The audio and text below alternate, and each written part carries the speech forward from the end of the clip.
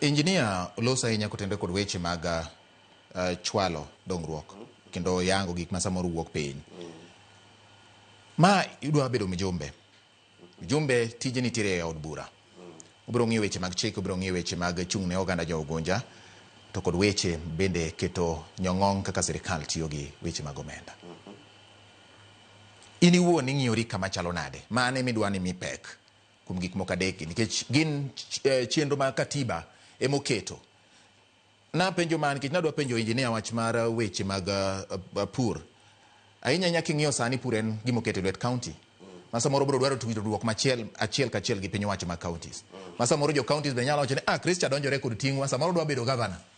Ma samoro chak men tien ng'ato kaendi. Ere kaka udwa timo ma king'iyo tich mar jaod bura? Erokamano ahinya. Yes. Ne jowinjowa joneno tij mjumbe gin adek. Wacho gizungu namba achiel, legislation matene loso chike, representation matene chung'ni kod ji, kod kaka wacho oversight. Mano e tij mjumbe. Koro kar loso legislation ka, adwa chiwo example. Ana jakanu. In jakanu, yes. Aparo kane wadongo, education was for free.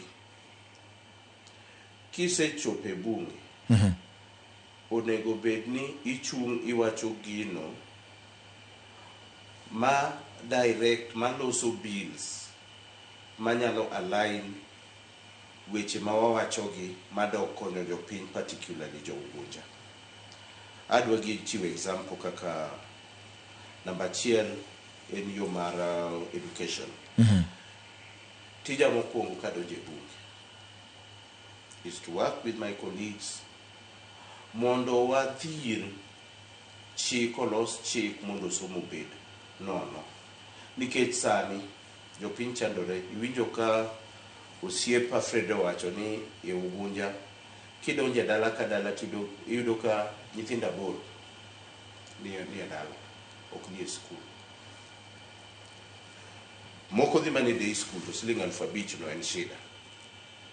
Koro e wiye ka nitie basari moro ni e lwet MCA, moro nitie e lwet mjumbe, moro ni e lwet county, moro ni kidhi yudo ni nitie e lwet women rep, moro be ni scholarship.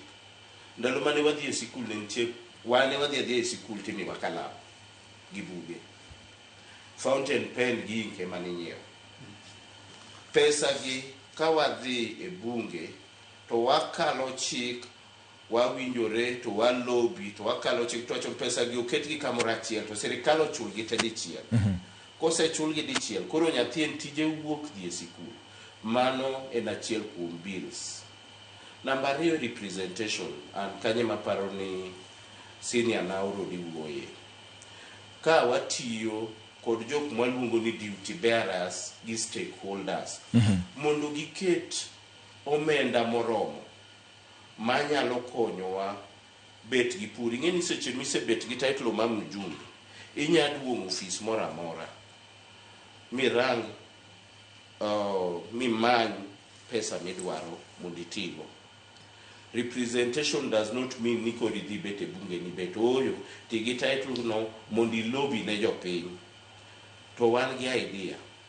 Number one, kako wacho, watiyo kod gigo. Nikech kaka Ugunja, buduoki chien Ugunja. Ugunja ok inyal kalo kilomita 5 kokiyudo pi aora ma permanent. To en wich kuot ahinya.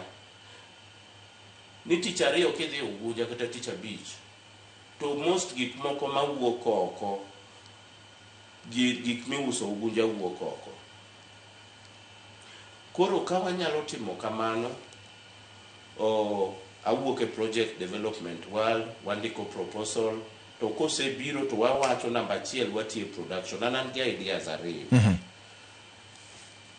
Wawacho ni kata wa promote production of dairy cows, dairy animals, magolo chak. Dala ka dala golo lita 25. To wadhi to wagedo aggregation center. To watimo packaging. To kwasetimo packaging, matiende ni value addition. tidhi use oko to dala ka dala dhi yudo pesa no kodonjo kanyo jogo pesa no dhi luorore economy iluongo ni multiplier effect mano itiyo gi representation portfolio mari maber ng'eni seche ma kambi no bet kanyo dongo ndiko ji then nitie oversight. Yes. Oversight tiende ni irango ni gik mochiwgo be gitiyo ne jopiny kaka nyalore nikech sani mibadhi nitie to ji oluoro wacho. Example, kisomo Ugunja Auditor General's report ma CDF mibadhi otimo kachiel.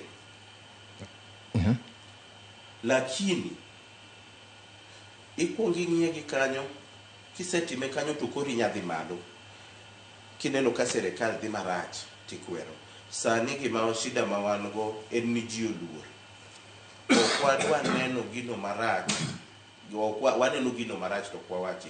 Tich mari en rango ni yore dhi maber. Aparo ni waduto wasomo gazet waneno gik madhi mbele. Right. En gima ber ahinya. Erokamano Fred. Nitiere